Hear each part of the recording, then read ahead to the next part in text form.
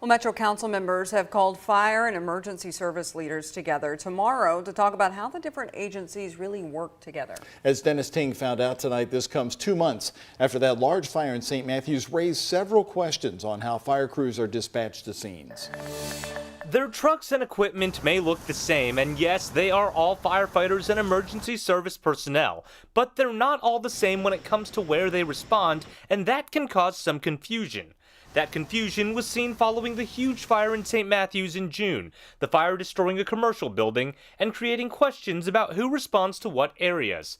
St. Matthews Fire, which is less than 1 mile from the fire scene, says they couldn't respond because the fire was in the Louisville Fire Protection District, even though some Louisville fire crews had to come from much further away.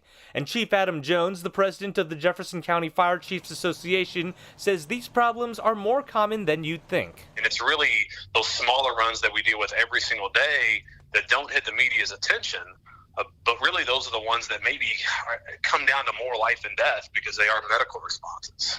But it's not as easy as telling everyone to just work together. Jeff Taylor, the vice president of Louisville Professional Firefighters Local 345, representing Louisville Fire and Rescue, says there are often differences in training and terminology between the different departments. When you bring in outside resources, it complicates things, it confuses things, and it puts firefighters, both us and the Suburban brothers, at risk, and that's our concern. The Metro Council Public Safety Committee is calling a special meeting, inviting Jones, Taylor, and other fire and EMS leaders to discuss the working relationship between Louisville Fire and Rescue and the suburban fire departments, and how to make it better. And there's a recognition within that chambers that needs to happen. So it may take us a year, it may take us 5. Really, it's about what are those obstacles, can we identify them, and then are there ways to overcome those obstacles if that's what's best for the citizens.